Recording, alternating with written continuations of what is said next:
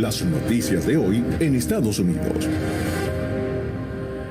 La fotografía que ilustra y se despliega en la primera página del Washington Post en esta mañana nos lleva hasta Myanmar, donde un grupo de mujeres y niños lloran ante un féretro. Dice Myanmar de luto cuando las protestas contra la dictadura continúan. Viniendo a las noticias domésticas, el presidente Biden lanzó un esfuerzo de cabildeo para consolidar a todos los integrantes del Partido Demócrata para unificarlos en la causa por la aprobación, a los senadores, por la aprobación de 1.9 billones de dólares como paquete de ayuda y auxilio a propósito del coronavirus. También se destaca en la primera página del Washington Post, hay preocupación por la igualdad, la equidad en la inoculación, la distribución de las últimas vacunas. La nación tiene ya un tercer arma, para enfrentar el coronavirus. Pero esto no necesariamente, y esta tercera es la vacuna de Johnson & Johnson, que tiene varias ventajas, entre ellas que solo es necesaria una dosis y no necesita fríos extremos para su conservación. Ahora bien, el detalle está en cómo va a ser distribuida y a quiénes se les va a brindar. Algunos temen que haya disparidades en la distribución por problemas raciales y regionales. En The New York Times, en esta mañana, las economías estatales se han resentido largamente por los efectos del virus y van a necesitar incrementos importantes de la ayuda federal. Hay también información, por supuesto, sobre las dificultades del gobernador Andrew Cuomo y hay una nota sobre el paquete de ayuda. La infraestructura, el paquete de infraestructura del presidente Biden puede ser un poco más complicada la aprobación de lo que se había previsto. En ninguno de los diarios fundamentales de Estados Unidos se reseña el encuentro que tuvieron ayer virtualmente los presidentes Biden y López Obrador. En La Voz de América leo la reseña. Ustedes son nuestros iguales, le dijo el presidente Biden a López Obrador. La cuestión migratoria, una de las principales prioridades de la administración estadounidense, fue uno de los temas que discutieron, pero en privado. Señor presidente, esto es lo que sé. Estados Unidos y México son más fuertes cuando permanecen juntos. Así comenzó Biden diciéndole a López Obrador: existe una extensa y complicada relación entre nuestras naciones y no siempre hemos sido perfectos vecinos el uno con el otro. Sin embargo, dijo: no voy a tratarlos a ustedes como alguien al sur de la frontera, sino como un igual. Ustedes son nuestros iguales. Y lo más importante es que se reunieron en privado para tratar los temas delicados. Al final dieron una declaración conjunta.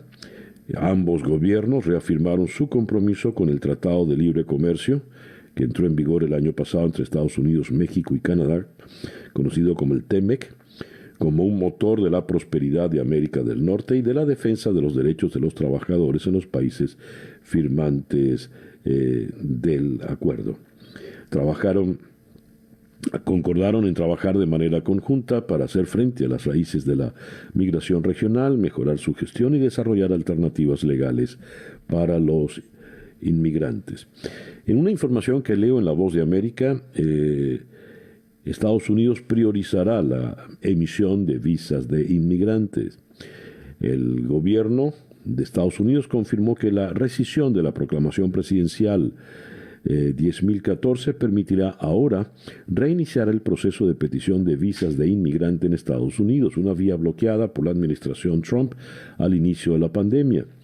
La subsecretaria adjunta interina de Asuntos Consulares para Servicios de Visa, Julie Stoff, subrayó que la nueva administración está comprometida a hacer todo lo posible para resolver los atrasos y completar el proceso de visas de la forma más eficiente posible. Continuaremos priorizando el procesamiento de visas de inmigrante para cónyuges e hijos de ciudadanos estadounidenses, dijo la señora Stoff. Y Estados Unidos podría cubrir viajes y atención médica para las familias migrantes que fueron separadas por Trump. La decisión beneficiaría a miles de familias que fueron separadas al llegar a Estados Unidos e incluso a algunos padres que fueron deportados a sus países y sus hijos menores permanecieron en Estados Unidos. Estados Unidos se toma muy en serio la nueva variante del COVID-19 detectada en Nueva York. Así lo ha dicho el señor Fauci, el doctor Fauci. El principal epidemiólogo del gobierno de Estados Unidos, Anthony Fauci, ha avisado que se toma muy en serio la nueva variante de coronavirus detectada en Nueva York que se habría originado en Washington Heights, una zona en el área más alta de Manhattan. Fauci ha aseverado que los funcionarios deben vigilar la nueva cepa, la variante B1526 que apareció en noviembre y en la actualidad representa una de cada 4 secuencias virales del coronavirus. Asimismo, el doctor Fauci ha pedido que se tenga en cuenta la posibilidad de que la variante pueda evadir la protección de las vacunas y los tratamientos con anticuerpos, según investigaciones recientes. Tenemos que estar realmente atentos a eso por su capacidad para evadir tanto los anticuerpos monoclonales y hasta cierto punto los anticuerpos inducidos por la vacuna. Esto es delicadísimo. ¿Se imagina usted que después de todo el esfuerzo de las vacunas, esta nueva variante de Manhattan pues anule el efecto de la vacuna? Dice esta nota que la nueva variante, que habría surgido en personas inmunodeprimidas que permanecieron enfermas por un largo periodo, ha ampliado su alcance en el país en las últimas 2 semanas y acumula 735 casos confirmados hasta en una quincena de estados, si bien la mayoría se han diagnosticado en Nueva York y Nueva Jersey, según la información de Bloomberg. El Senado ha confirmado al latino Miguel Cardona como secretario de Educación, un antiguo maestro de escuela pública de padres puertorriqueños que enfrenta la tarea de la reapertura de las aulas en medio de la pandemia, entre críticas de los sindicatos de educación, con 64 votos a favor y 33 en contra. Cardona se ha comprometido a proporcionar una guía clara de reapertura de las clases, basada en la ciencia y con una estrategia de mayores pruebas de COVID para los educadores. También ha insistido en que deben tener prioridad para ser inmunizados contra la enfermedad. Cardona tendrá que trabajar en esta estrategia con un cronograma ajustado, ya que el presidente Biden se comprometió a reabrir la mayor parte de las clases del país para el mes de mayo, dentro de sus primeros 100 días en el cargo. El nuevo secretario de Educación, que sigue la línea de diversidad en los cargos de la administración Biden, cuenta con el apoyo de los sindicatos de profesores, algo con lo que no contaba su predecesora, la muy polémica Betsy DeVos, y se espera que revierta algunas de las más criticadas medidas de la administración anterior en esta materia. El reloj indica que en este momento ya son las 7:17 de la mañana. Capicu. Estas son las noticias de Venezuela. Tengo la primera página virtual del diario El Nacional de Caracas, donde el gran titular dice: la comercialización de la gasolina se privatiza silenciosamente. Con total discrecionalidad hacen los negocios, dice el antetítulo. En los principales estados se encuentran instalados unos verdaderos bodegones de combustible. Son estaciones de servicio que cobran en dólares y que además venden alimentos y otros productos importados, dice el economista José Toro Hardy. Cada vez más empresarios participan en el proceso sin que el régimen de Nicolás Maduro informe abiertamente a los venezolanos. Se están entregando a particulares desconocidos las actividades de petróleos de Venezuela, dice Toro Hardy. Al lado de esta información, el Banco de Venezuela permitirá pagar nóminas con respaldo de cuentas en divisas. No se exige monto mínimo para la apertura. José Morales, presidente del Banco de Venezuela, informó que en los últimos 7 días han abierto 217,000 cuentas en divisas, siendo la primera entidad en el país en lograr esa cantidad. Indicó que para la apertura los clientes deben ingresar a BDVen línea desde cualquier dispositivo. En tan solo 2 minutos se puede abrir una cuenta y hacer uso de ella con la tarjeta de débito que ya poseen. También podrán realizar depósitos en las taquillas durante las semanas de flexibilización. Cita textual. Hasta el momento, 796 empresas han hecho uso de esta facilidad que ofrece la institución. Dice un ex jefe de Maduro en el Metro: Maduro era un vago y un irresponsable. Dejó de ir a trabajar y un día llegó a mis oídos que el joven se había involucrado con el sindicato de Plaza Venezuela. Él era un simple delegado, pero hacía creer que tenía representación y debía asistir a los actos. El testimonio es de David Vallenilla, ex supervisor de Metrobús, y se lo declaró al ABC de Madrid. Y el diario El Nacional destaca en su primera página una noticia curiosa, interesante, fuera del patrón habitual. Avistaron el paso de un meteorito en Anzoátegui. Habitantes del estado oriental publicaron en las redes sociales que el domingo en la noche el cielo se iluminó con un gran destello y segundos después se escuchó un fuerte estruendo. Medios locales señalaron que podría tratarse del impacto de un meteorito contra la atmósfera. Esto lo que viene en la primera página del diario El Nacional. Por otra parte, tenemos esta información que viene de la ONG Foro Penal, que denunció que a un 74% de los considerados presos políticos en Venezuela no se les ha abierto juicio y un 88% no han sido condenados. Son llevados a un tribunal, no son culpables todavía, no han sido condenados y los mantienen por años presos sin ser condenados, dijo Alfredo Romero, el director presidente de la ONG. Aseguró Romero que el país tiene actualmente 323 presos políticos, de los cuales 123 son militares y 200 civiles. Las cifras de presos políticos del Foro Penal son certificadas por la Secretaría General de la Organización de Estados Americanos. El abogado explicó que al 74% de los presos políticos ni siquiera se les ha abierto juicio. Solo al 20% de los presos políticos se les ha abierto un juicio y solo 6% ha admitido los hechos. Estamos en el mes de la mujer, en el mes de marzo, y aumentan los índices de violencia en contra de la mujer en Venezuela. El aumento de los casos de femicidios ha despertado alarma entre diversas organizaciones no gubernamentales. En enero hubo un promedio de un femicidio por cada 38 horas y en el 50% de los casos las víctimas tenían o habían tenido convivencia con sus agresores. Son más de 40 femicidios durante lo que va de año, entre enero y febrero. Hoy son ellas, mañana podríamos ser nosotras o algún familiar, dijo María Monagas, una de las dirigentes consultadas. Ana Bustamante, otra consultada, dijo: de eso no se habla, de los hechos delictivos en contra de la mujer se habla muy poco y la idea del Estado es que haga presión a eso, de que se mencione más, de que se tomen cartas en el asunto.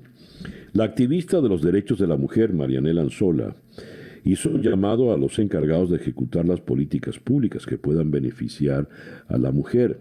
Dijo Marianela Anzola: pónganse la mano en el corazón. olviden la política y sean humanos con esas familias y esos niños que están quedando sin madre, con esas madres que están perdiendo a sus hijas. Esta es la realidad al día de hoy. Hay un trabajo interesante en la Deutsche Welle, Bruselas versus Caracas, y se preguntan, ¿ruptura total? ¿Qué sigue a la mutua expulsión de embajadoras de la Unión Europea y de Venezuela? ¿Qué posibilidad hay de revisar las sanciones impuestas a Caracas? ¿Significa esto el fin de la cooperación y la ayuda humanitaria? Pues bien, de no haber un cambio en las posiciones, según círculos diplomáticos, Caracas podría nombrar un encargado de negocios, y lo mismo haría la delegación de la Unión Europea en Venezuela para poder seguir gestionando los proyectos de cooperación y de asistencia humanitaria dentro de las fronteras del país. Es una lástima que el gobierno de Nicolás Maduro responda a las sanciones individuales con la expulsión de la embajadora de la Unión Europea. Va a causar mayor aislamiento para el pueblo venezolano y una dificultad adicional para recibir las ayudas que ha acordado la Unión Europea. Ha habido mucho interés por tender la mano en la crisis humanitaria del país. Esta es una cita textual para Leopoldo López Gil, en tanto eurodiputado. Cierro con esta información. Venezuela recibe 500,000 de dosis de la vacuna china contra el COVID-19. Esto más la rusa Sputnik 5. El detalle está en cómo se van a distribuir estas vacunas. Ayer Maduro otorgó bonos de protección social, ¿no? El gobierno de Maduro, esto lo estoy leyendo en el Pitazo, entrega mes a mes y cada vez con más frecuencia bonificaciones sociales para los venezolanos mediante el carnet de la patria. El carnet de la patria. Ayer se anunciaron 3 bonos que fueron cobrados ayer. Los bonos son parto humanizado para mujeres embarazadas, José Gregorio Hernández para personas con discapacidad y el bono amor y lealtad. Pues bien, lo cierto es que los 3 bonos no llegan a $1.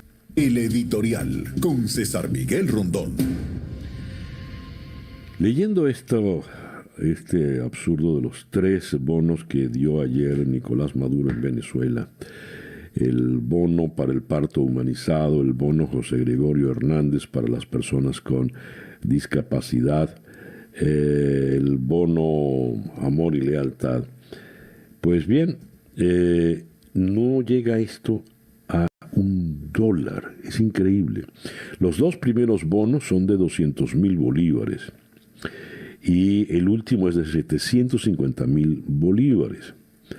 Pues bien, los 2 bonos de 200,000 bolívares equivalen a 0,7 centavos de dólar, de acuerdo a la cotización de la divisa paralela en la tarde de ayer.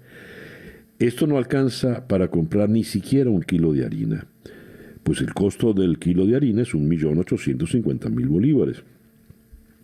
Y el bono de 720,000 bolívares equivale a 0,4 centavos de dólar. Ese dinero alcanza para comprar huevos por unidad, medio kilo de azúcar o un jabón de baño de una marca económica. ¿Cómo se puede vivir en esas circunstancias? ¿Cómo se puede anunciar un bono como una gran cosa y la sumatoria de 3 bonos no llega al dólar? El empobrecimiento de los venezolanos es algo vertiginoso y uno no logra explicarse cómo se puede hacer para ya no vivir, sino meramente sobrevivir.